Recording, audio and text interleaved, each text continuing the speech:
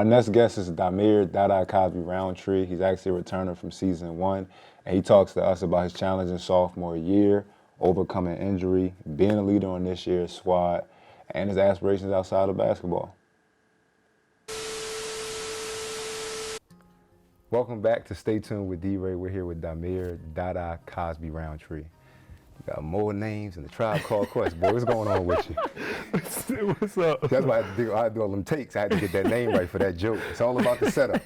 So I see you broke out the fits. I love that this year, you know, y'all came dressed. Yeah, y'all came dressed. Y'all ain't got the Nova gear on. You got the bracelet, so you representing. Always but you came in your fits. You know what I mean? So what's those on your feet? Ain't nothing crazy, man. I couldn't even. Yeah, you couldn't I can't even tell you. You can't call it. I'm trying. I was about to get up here and have a. I'm trying to get like you battle break off. I'm trying to be like you, man. Well, all right. So just to get semi-serious. This last year, just like Collin, you had a ton of growth. Won the MVP down in Orlando, Florida. Had a great tournament. You know, you had some injuries that you had to battle through. So, what was your favorite part of last year, and what was the toughest part of last year for you? My favorite part of last year, like Collin, was the biggest championship, winning that. It was the most fun just because like was with Phil and E, and like being with those guys who weren't going to be there anymore. Yeah. And of course the people that were still there. Like it's just so much like love that you feel after winning that game, and you feel like you want to embrace them so much. So it just definitely was the best moment I felt. This is just a sidebar for the sake of a sidebar, but y'all don't know how many times me and Dada got confused for each other. And I just run with it at this point. Like somebody come up and be like, great game the other night. And I'll be like, yeah, right on. During that year, the toughest, I would say like losing that last game, just for the same reason, you know, because you want to be able to play with those guys again, and your season is over. So, you know, you guys have high expectations and you want to win it all every year. So it's just kind of hard losing. Okay. And how did you deal with your injury? Because injuries, so many ways, are a mental thing as much as they are physical, if not more, because you then have to get your body to trust itself again, you know, all over. So how did you deal with your injury? So during the season last year, it really wasn't anything I could do besides just play through it. Yeah. We tried different things like wearing a different type of pad, putting numbing cream on it, trying to like dull down the pain a little bit, but it was only so much I could do. So after the season, I met with my surgeon, and I had surgery done to get a metal plate in to try to compact it and help it heal faster. The problem is itself that the stress fracture never healed. So I just have to wait for it to heal and just pray that I can come back 100% this season. So how's it been playing so far? So being back in the fall, it's actually been feeling really good. Okay. Like I experienced a little bit of pain here and there. Yeah. But it's been feeling way better than it did towards the end of the season. All right. Speaking of this fall, you're in not a way different position, but just it's heightened. Last year you were counted on to be a leader in a certain way, but this year it's you guys. It's Collin, Jermaine, and DHAMIR as the leaders of this team, and there are no seniors, so you guys are looked at as the seniors. How do you deal with that, and I don't want to call it pressure, because it's not, it just is what it is, but how do you deal with your new role? So believe it or not, I'm like listening to you, you know, like just Nothing, thank you, my man. like listening to you and trying to get better at stuff that I wasn't good at last year, you know, like taking criticism from the coaches and from my teammates too, just being more responding better. Yeah. And listening to that and trying to be more detail oriented. Yeah. So there's a lot of different things that I'm focusing on. Okay. I never asked this off camera, but what are your aspirations outside of the game of basketball?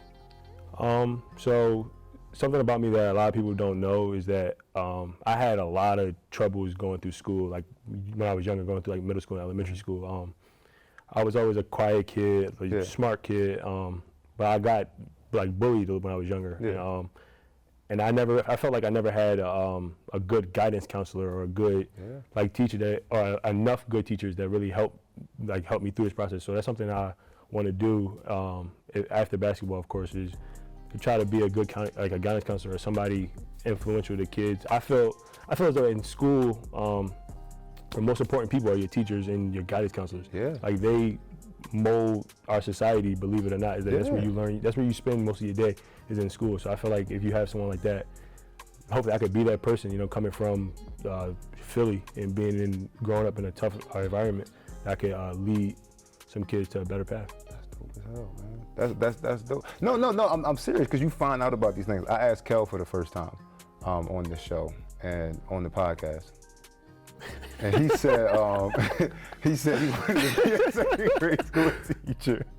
But yeah, no, that's dope, man. I like that. I like that. I love when people have a feel for giving back. It's funny that fits you, cause you already got like heavy old head vibes. Yeah. Like you already like I call you Neff, but you the uncle to a lot of people. Like, all right. So let's talk Philly real quick, just to wrap up.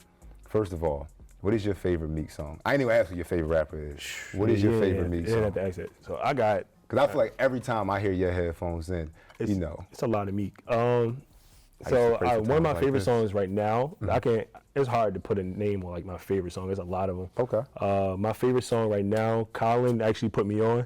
It's not his song, it's a feature he's on. It's 1,000 Nights with Ed Sheeran, him, and A Boogie. It's a great song. It's a great song. That sounds like a goulash. Listen, that's a lot. It's a lot. It's actually like, it's like a peanut butter and sardine sandwich. Like that doesn't sound like I gotta hear this. No, it's a great song. It's actually like really good. Like, I really like it. So is that I'm trying to think. There's a lot of songs I like by Meek, so it's hard. I'm trying to get to go to the concert next weekend too. So. All right. Where do you get your cheesesteak from? All right. Because we all know the trick question that people from Philly use on people who ain't from here. Yeah. So I ain't even gonna ask you about that. I don't even say it. We can't tip people off. Where you get your cheesesteak from? So I like Ishki.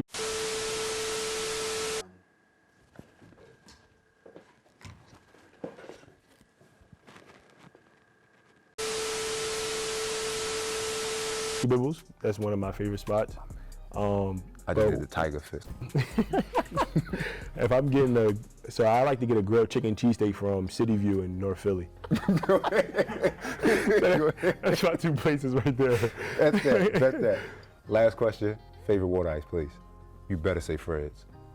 Fred's is up there. Ooh, I like Fred's, but I like Philly flavors too. So it's a combo. It's a tie. It's been a great episode. Stay tuned with D.Rey with DHAMIR COSBY-ROUNDTREE. And thank you, Neff, for being on the show. I'll holler at you. All right, talk. Like. Oh, yeah. We gotta keep rapping. That was good. That was cool. It's hot up here though. Man, what? So yeah,